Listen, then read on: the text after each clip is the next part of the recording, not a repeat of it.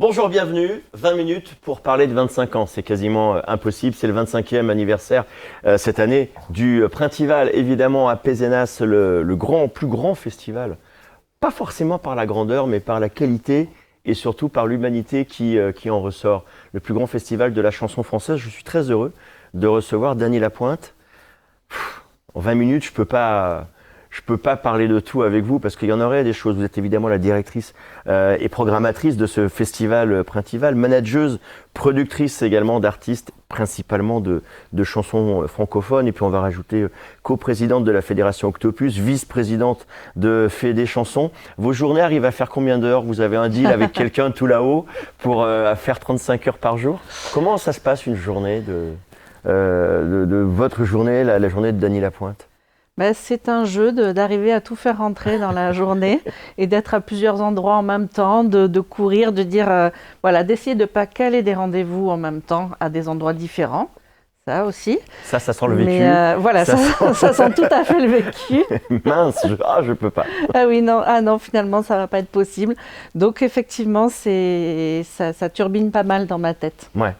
Qu'est-ce qui vous anime depuis le début? Parce que, travailler dans la musique, déjà, c'est presque un sacerdoce. Lorsqu'on travaille dans la musique et dans l'indépendance, dans la chanson française, on se rajoute une petite couche. Quand on organise un festival, on en parlera tout à l'heure. C'est quoi le moteur? Qu'est-ce qui vous fait lever le matin? C'est la passion pour la chanson, pour les artistes, pour un métier où on croise beaucoup de monde, pour un métier où on est en lien avec beaucoup de monde. Moi, c'est quelque chose que je n'aurais pas pu faire autrement. Le métier d'avant que j'avais, c'était aussi en lien avec les gens.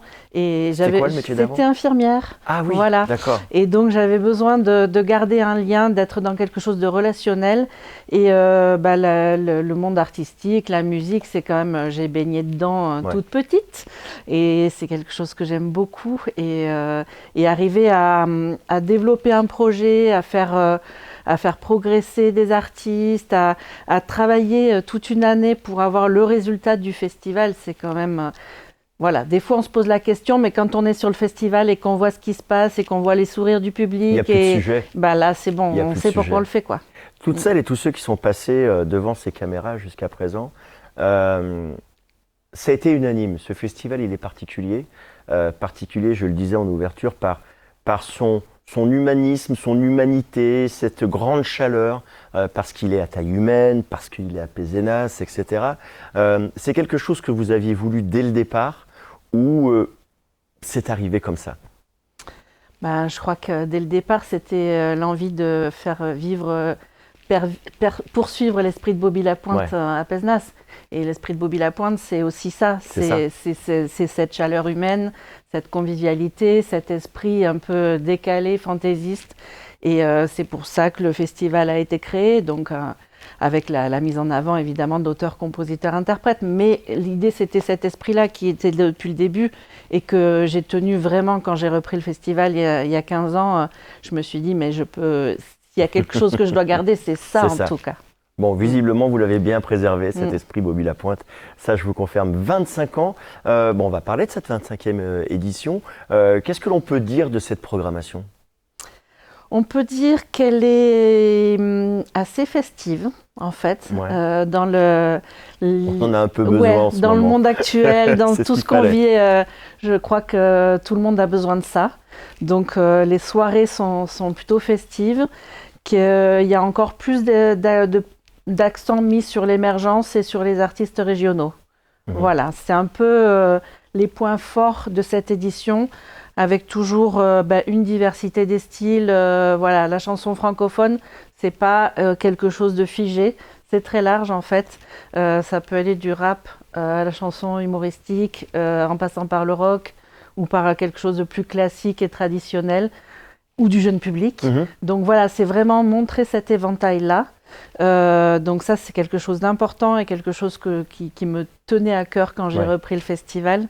Et le côté festif et puis des artistes, certains qui reviennent, qui sont des artistes, on aime bien aussi la fidélité envers des artistes qu'on a connus plus petits au démarrage et qui reviennent et qui nous font ce plaisir-là. Ouais. sur la production, alors, la production n'est pas forcément le bon mot, mais le choix de ces programmations-là, vous fixez une thématique cette année, vous dites que c'est très festif. Chaque année, vous fixez comme ça un objectif, une particularité, ou vous permettez de faire des choix du cœur. Comment se construit une programmation ? La programmation se construit en allant voir beaucoup de concerts. Je me déplace énormément. Ouais. L'équipe aussi va voir des concerts et me font des retours. Donc ça se construit aussi sur des coups de cœur artistiques et sur des rencontres humaines. Parce que l'idée, c'est aussi d'avoir des artistes qui ne font pas juste jouer leur album sur scène, mais qui est un vrai partage avec le public, qui est de la générosité et qu'il se passe quelque chose de spécial, qui est des petits moments magiques comme ça qui se passent sur scène. Donc ça, on ne le devine pas si on ne va pas voir les artistes sur scène. Évidemment. La magie du Printival, en tout cas, elle agit. Et cette magie-là, en fait, elle va bien au-delà du simple festival, j'ai envie de dire, puisque vous accompagnez aujourd'hui, il y a des artistes. On a reçu ici Orage qui est accompagné par le Printival, qui a également des actions tout au long de l'année. C'est un choix également là aussi, je ne vais pas dire stratégique, mais en tout cas ça a été un choix de votre part dès le début. Alors ça n'a pas été du tout un choix stratégique, ça a été aussi une histoire de rencontre. Ouais. En fait, en 2012, c'était un anniversaire de Bobby Lapointe, c'était les 40 ans de sa disparition, les 90 ans de sa naissance. Et on s'est dit, avec une autre directrice de festival, on va créer un spectacle pour l'occasion sur nos 2 festivals. Donc, on va faire 2 représentations. Bon, il se trouve qu'on en a fait 200 pendant 3 ans. Donc, en fait, c'est comme ça que c'est né. Ouais. Moi, à ce moment-là, il n'y avait pas de salariés sur le Printival. J'étais présidente bénévole en étant infirmière à côté. Et c'est de m'occuper de ce spectacle-là qui a fait que j'ai pu me salarier et franchir le pas de faire ce changement complet de métier. Et en fait, ces artistes-là, il est né une amitié entre eux. Il est né une amitié avec moi. Et en fait, j'ai continué. C'est devenu de ce spectacle Bobby Lapointe repiqué, c'est devenu Bancal Chéri. Puis l'envie avant de travailler avec Dimonet, l'envie de travailler avec Humbert. Et voilà, c'était des rencontres en fait, des rencontres, des coups de cœur. L'univers artistique, l'univers musical particulièrement, est aussi un milieu d'opportunités. Et depuis 15 ans que vous avez repris ce festival, on sent que vous avez su en tout cas pointer chacune des opportunités, les faire grandir. Oui. Parce qu'il y avait cet aspect-là donc de production d'artistes qu'on a développé. Il y a aussi l'aspect rencontre professionnelle qui n'existait pas sur le festival avant et qu'on a décidé de mettre en place et qui a grossi. Et maintenant, c'est devenu un vrai endroit où les professionnels se retrouvent. Un vrai rendez-vous. Viennent repérer des artistes, assistent à des ateliers, des tables rondes. Et c'est un rendez-vous effectivement important. Malgré le fait qu'on soit un petit festival, on a quand même une centaine de professionnels qui viennent de France, de la région Occitanie évidemment, mais de France, de Suisse, de Belgique et du Canada pour assister au Printival et venir assister à ces rencontres. Vous l'avez dit, ça fait 15 ans que vous avez repris les rênes de ce festival. La musique, la société, les goûts, l'attente du public, tout ça n'a eu de cesse d'évoluer. Peut-être que cette évolution, elle s'est un peu accélérée ces dernières années. Qu'est-ce qui a changé vraiment dans la façon de produire un festival, dans l'attente du public précisément ? Je pense que le public a besoin qu'il y ait autre chose que les concerts en fait. Ouais. Il vient sur un festival. D'ailleurs, les festivals ont perdu moins de public que les salles de concert sur un concert unique parce qu'ils viennent pour une ambiance, ils viennent pour se retrouver. Ils viennent parce qu'il y a souvent un décor particulier. Il y a des bénévoles qui sont là, qui les accueillent. Il y a une proximité aussi avec les artistes. Et puis à Pézenas, c'est ce qui fait la force aujourd'hui du Printival. Bah oui, c'est ça qui est génial. En fait, même dans Pézenas, pendant la semaine du Printival, on croise autant les artistes que les professionnels, les journalistes, le public, les bénévoles. En fait, ces gens ceux qui viennent régulièrement se connaissent, se rencontrent et se retrouvent à ce moment-là. Il y a une vraie notion de de familles importantes dans le Printival. Tout à fait. Je le disais tout à l'heure, la société, évidemment, elle évolue. L'économie de la musique, elle s'est radicalement transformée. Il n'y a pas si longtemps, finalement, qu'un artiste vivait de sa vente d'albums, de singles. À l'époque, on faisait un disque d'or, c'était incroyable.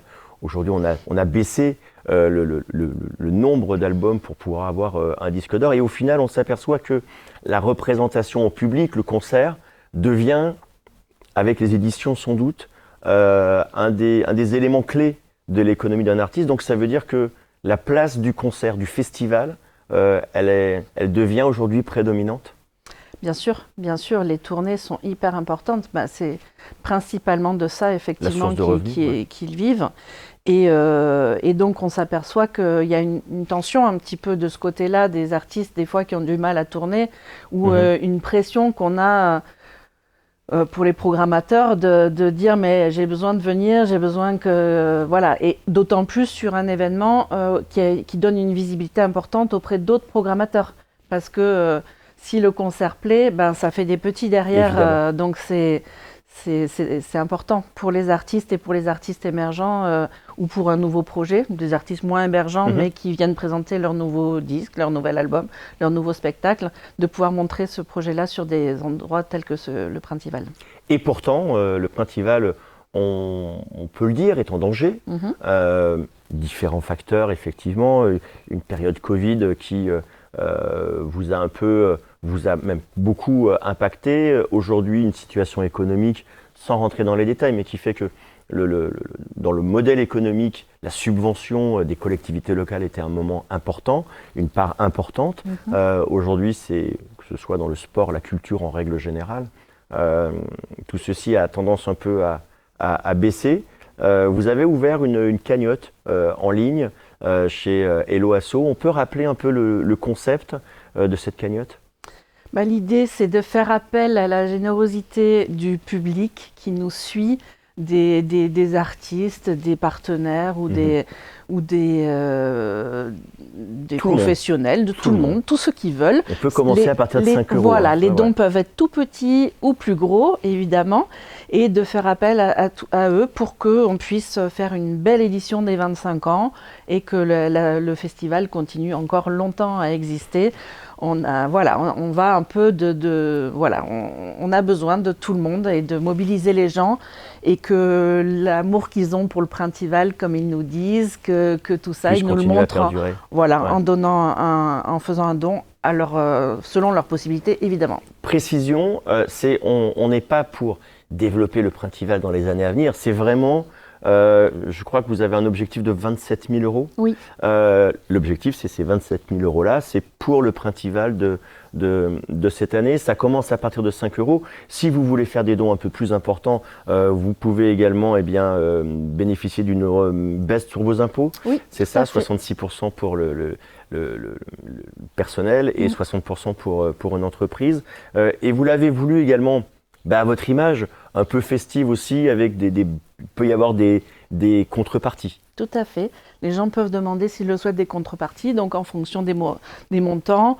Ça peut être une bande dessinée de Bobby dédicacée par Gaston, qui a fait la bande dessinée. Il peut y avoir un dessin d'un des journalistes de l'Hélicon. Il peut y avoir le nouvel EP d'Orage qui va sortir. Il peut y avoir des tarifs réduits sur le festival. Même un concert d'Orage dans son salon ou une balade en Dedoche. Voilà, il y a plein de choses comme ça. Tom. Voilà, exactement. Et puis donc, n'oubliez pas, Hello Asso, on vous met le lien évidemment dans les commentaires pour que vous puissiez trouver facilement et donner si vous le souhaitez. Et puis il y a aussi l'évolution de ce festival avec l'événement dans l'événement, le record du monde de marinière. Est-ce que cette évolution qui va être nécessaire du modèle économique, est-ce que vous commencez déjà à réfléchir à ce que sera ce festival ? Très certainement, d'ailleurs, vous y réfléchissez. Dans les 10 années à venir, est-ce que vous avez déjà des pistes de réflexion ? On commence là, on réfléchit déjà à la structure, ce qu'elle va devenir. Parce qu'en fait, évidemment, on doit se renouveler face à se réinventer. Aujourd'hui plus que jamais, même si c'est un peu le cas à chaque année. Et donc on réfléchit, on travaille là-dessus actuellement avec l'équipe. On a été accompagné pour ça aussi, pour réfléchir à ce modèle économique de la structure. On est en train de mettre en place de nouvelles activités, de repenser les choses et d'essayer de se dire que on évolue nous aussi. Comment on appréhende ce virage qui va être nécessaire? Est-ce que vous, qui êtes aujourd'hui l'héritière aussi de l'esprit de Bobby Lapointe, il y a un certain impact sur ce festival-là. Est-ce que vous l'envisagez avec un peu d'angoisse, avec au contraire, vous vous dites c'est un nouveau départ? L'angoisse, elle n'est pas liée au changement. L'angoisse, elle est liée à la situation actuelle et à se dire, on a des salariés, on a un événement, on ne veut pas que ça s'arrête. Donc l'angoisse, elle est plutôt là. On est en train de faire tout pour que ça ne s'arrête pas, donc il n'y a pas de raison. Le changement, ça ne me fait pas peur. Je pense et puis, on a une équipe qui est hyper impliquée là-dedans. Par contre, il a fallu d'abord poser une base, c'est-à-dire se rappeler nos valeurs, se rappeler pourquoi on fait ça. Pour qu'on ne l'oublie pas dans les nouvelles activités qu'on va mettre en place ou dans le nouveau modèle économique. Bon. Sur les choses que vous avez un peu pointées, vers quoi vous pensez aller sur, par exemple, est-ce que c'est un développement du festival qui peut peut-être grossir, qui peut peut-être grandir, ou justement comme vous le faites déjà, comme vous l'avez déjà commencé à le faire, sur peut-être des activités annexes, sur un prolongement d'activités qui pourraient se faire pourquoi pas tout au long de l'année? Oui, on est pas mal sur plus d'activités annexes, plus de partenariats. Les activités annexes, on en fait déjà, on gère de l'administration pour d'autres artistes, pour d'autres structures. On fait de l'accompagnement pour des artistes, on a envie de développer ce volet-là. On a une formation avec Voix du Sud, les rencontres d'Astafort, qui s'appelle le parcours chanson, donc formation pour les artistes. On a pas mal de choses qu'on envisage. En tout cas, on peut faire de la production déléguée, de la création d'événements, d'aider des entreprises à créer un événement aussi. Mettre votre savoir-faire acquis depuis apporter toutes ces notre savoir-faire. Années. On a déjà fait du mentorat aussi. Donc, on a des compétences qu'on a envie de proposer à d'autres. Et puis, il y a un joli projet de lieu aussi sur Pézenas avec la ville de Pézenas et l'agglo Hérault-Méditerranée. Donc, voilà, on a pas mal de projets en tête. Lorsque vous vous retournez et que vous regardez cette infirmière il y a un peu plus de 15 ans maintenant, qu'est-ce que vous auriez envie de lui dire? J'ai envie de lui dire, crois en toi, tu peux faire plein de choses différentes. Parce que c'est fascinant quand même, en 15 ans, ce que vous avez, cette évolution dans ce métier. J'ai eu l'occasion de travailler également dans de la production musicale. C'est pas un milieu simple. Non. C'est moins qu'on puisse dire. Et puis quand je suis arrivée il y a 15 ans, j'étais une des rares femmes directrices de festival en France quand même, il n'y en avait pas beaucoup. Ouais. Je me suis sentie un petit peu seule au début. et justement, j'allais y venir, parce que en plus, vous êtes une femme dans un milieu qui, directrice de label, il n'y en a pas beaucoup. Non plus. C'est souvent des directeurs de label également. C'est quel chemin parcouru? Oui, c'est vrai. Bon, c'est une belle histoire. On se revoit dans 25 ans. Oula. Pour parler des 25 ans qui seront écoulés. Merci infiniment en tout cas d'avoir été notre invité. On a pris 20 minutes et on reprendra 20 minutes avec d'autres invités pour parler de cet incroyable festival, le Printival. Et c'est à Pézenas. Et surtout, ne ratez pas les prochains épisodes et le festival. À très bientôt.